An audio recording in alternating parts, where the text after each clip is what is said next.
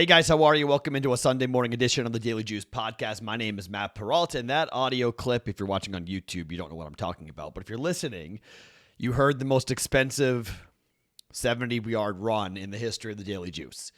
Jonathan Taylor's run at the end of the game, where if he was doing the strategy thing, he goes down, and then we win both teaser bets. Instead, turns into a 2-unit loss on that run by Jonathan Taylor. And it hurt. Not going to sit here and lie. That hurt. It's the Daily Juice podcast here being brought to you by BetMGM, the $10 offer to win $100 on any event. Use that promo code JUICE150 at BetMGM or BetMGM.com. $10 wins you $150 for any bet. For any bet you make for $10 using that promo code with a new account at BetMGM. JUICE150, that promo code. So yeah, that was a bad loss. I will make that bet 100 times out of 100. Some of you are trying to say that it was a homer bet. I disagree. Some of you were saying that it's a bet you should make.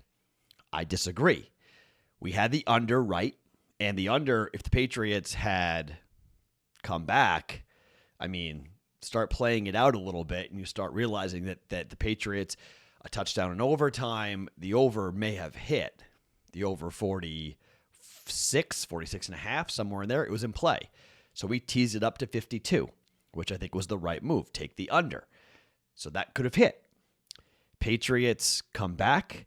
They played well in the second half. I had a live bet with Patriots -3 in the second half that came in, but we got one of the two prop bets right. Carson Wentz to throw a pick. That happened. -105. That came in. And then we got the other bet wrong on Nick Folk to hit more than 1.5 field goals. He kicked one. May have had a shot at the end to kick a second one, but the Patriots couldn't move the football. I don't know how N'Keal Harry's hit. I don't know how that Sendejo hit wasn't flagged. I don't know what the referees were doing all night with helmet to helmet. They were asleep when it came to receivers getting hit over the middle. It was kind of crazy to watch given how many flags are thrown every Sunday. They were like, well, we're not throwing flags because it's Saturday. I don't know. It was weird. But look, the Patriots teaser was there, and it was even backdoor there if the Patriots had got a chance to kick a field goal there. So, Jonathan Taylor going down at the 10-yard line and letting the team take 3 knees and run the clock out was the right move. We've seen other running backs do that. Jonathan Taylor wasn't going to do that. And it's funny because Colleen Wolfe asked him about his fantasy numbers in the pregame show. I'm not sure you guys watched this, but Colleen Wolfe actually thanked Jonathan Taylor for getting her into her fantasy football playoffs. And I thought that was a really strange thing for a media member to do during an interview. One, no one cares, Colleen Wolfe, about your fantasy team. But two, his answer was, yeah, I get that a lot. You're welcome. Like he was very aware of the fact that Jonathan Taylor's resurgence, his stats had helped a lot of his fans. So I just wonder, was that going through his head when he went into the end zone? Because there was no reason to score that touchdown. In fact, it kept the Patriots in the game to score that touchdown. The smart thing would have been to go down.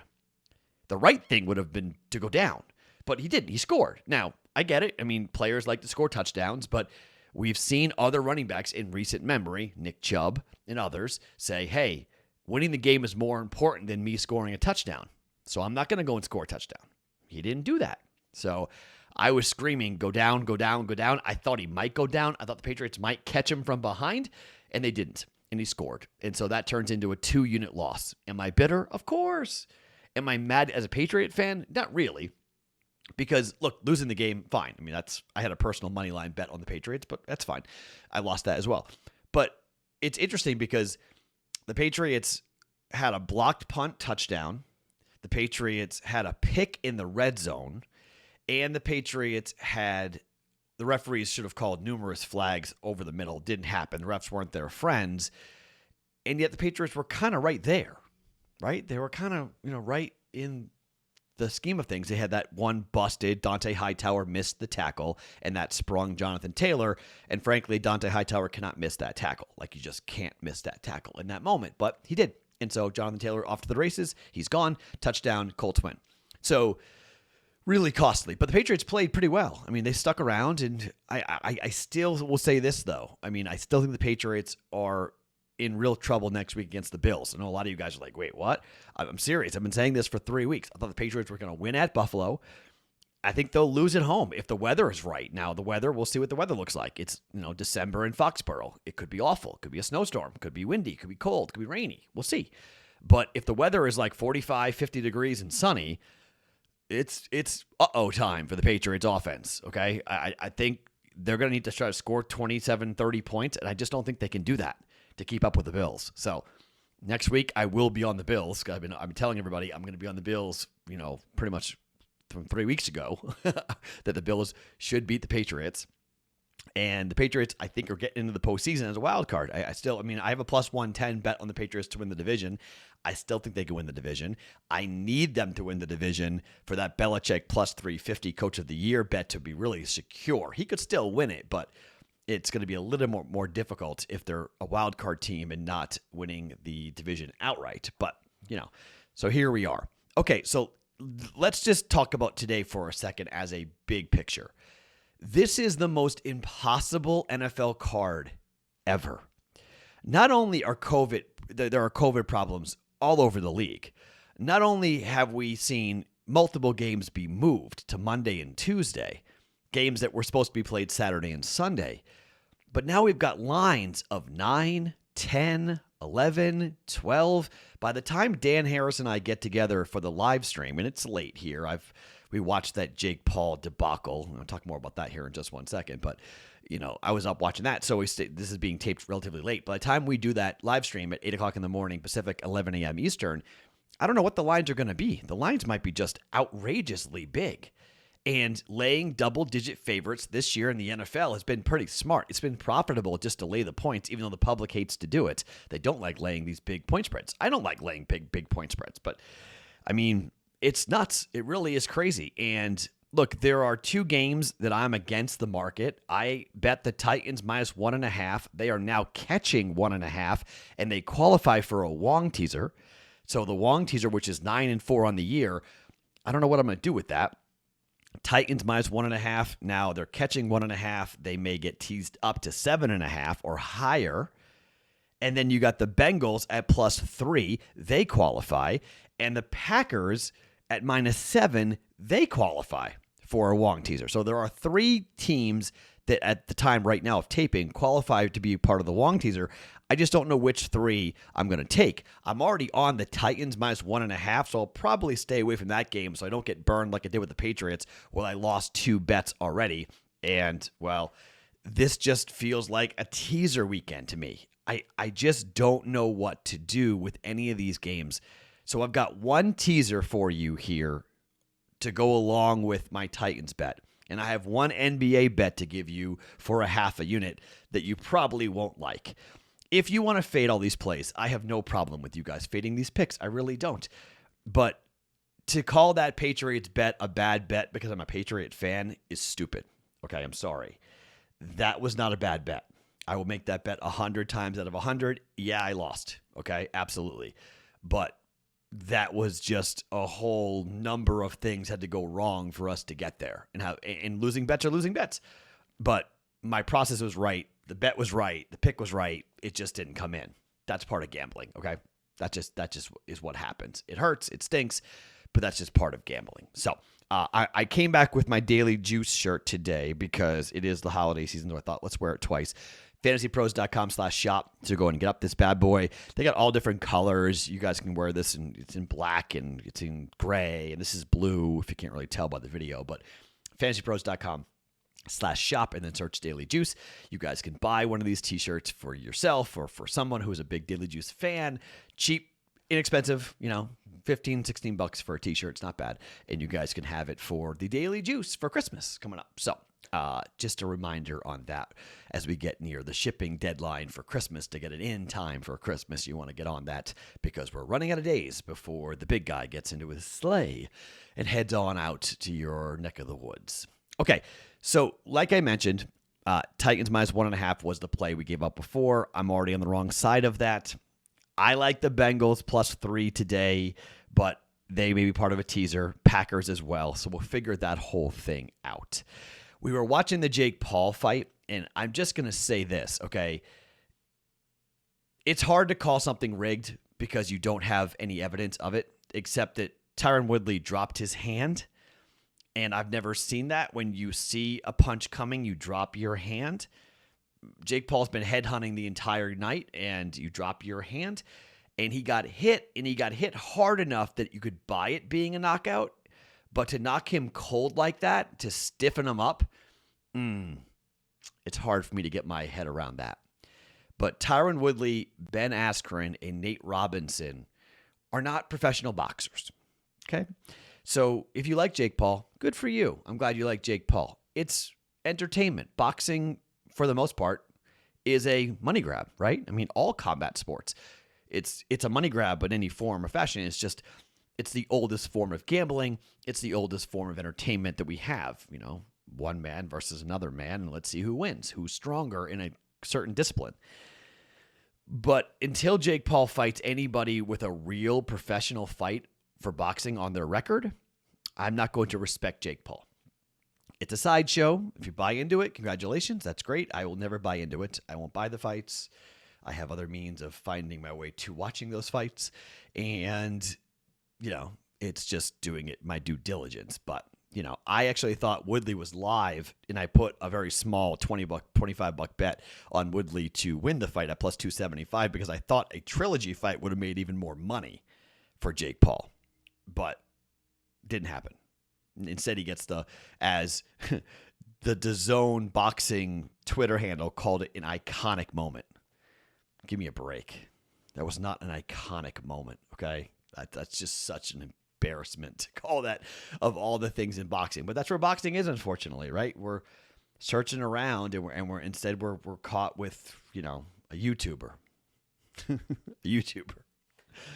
Oh, boy. So, you know, he'll never fight Canelo. He won't fight a pro fighter. He won't fight anybody with a real pro fight on their record. I'll say that. He'll never fight anybody with a real pro boxing fight. And people in the Discord channel were confused what it means to be a professional boxer. Guys, if you're paid to box, you're a pro boxer. That's all it really means, okay? So like Jake Paul being a professional boxer, if somebody pays you to fight, you're a professional boxer. That's it. That's how hard it is to become a pro boxer. So, all right. I got two plays for you, one full unit teaser and one NBA play to give you guys here. I'm befuddled by the entire card, okay? So let's just start with the 49ers. We have an early play on Titans minus 1.5, right? So we've got the New Orleans Saints at Tampa Bay, and we have the 49ers at home against Atlanta, all right? They're laying 9 points. San Francisco this year against the spread is 6-7. So is Atlanta, 6-7. At home, San Fran is 2-4 against the number. Atlanta on the road is 6-2 against the number. But the Niners have been playing much better recently. Niners are hot, actually, in my opinion. Niners have won 4 of the last 5 games. Impressive win against Cincinnati. They're doing it with defense. 2 of the last 3 games for Atlanta, they have won, but it's against Jacksonville and Carolina. Not very impressive. They lost to Dallas, New England, and Tampa by 13, 25, and 40. Okay? Legitimate playoff teams. Atlanta is not a legitimate playoff team. Now, Atlanta, for us, when it comes to bets, I would love to see Atlanta win this game because they're 6-7. I need 2 more wins this year from the Falcons to get over their win total of 7.5. Do I think they're going to get there? I don't know. I would love this to be the 7th. I don't think that's going to happen, unfortunately, just simply because I don't think Atlanta is a very good football team. And in particular, you put Atlanta on the road on the West Coast, and I just can't really get around Atlanta here. But they are 5-2 on the road, okay? Straight up 5-2. They've got Niners on the road, Lions at home, at the Bills, and home for the Saints. That Saints game very well might be for the bet because I think the 49ers are going to win this game here with their running attack, and I think they're going to be able to move the football here against this Atlanta defense because I simply do not like this Atlanta defense. However, 9 points seems to be very, very heavy.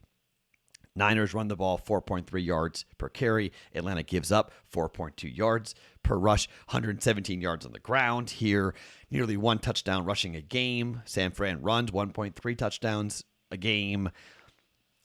I'm going to tease this to 3.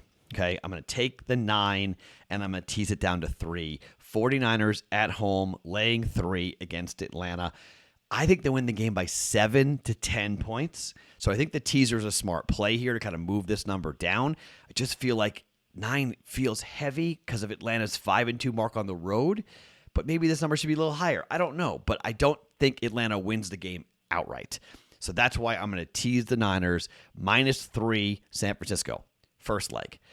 Second leg, so we have Titans early, Atlanta in the late window, and then the night window. Sunday night football, okay? New Orleans at Tampa. Number's 11.5. Man, that's a crazy number. This New Orleans team beat Tampa with Jameis the first matchup, okay? Beat them by 9 as 4-point home dogs. You know Tampa's angry about this. Tampa can clinch the division with a win. Tampa is 7-6 straight up. 7-6 against the spread so far this year.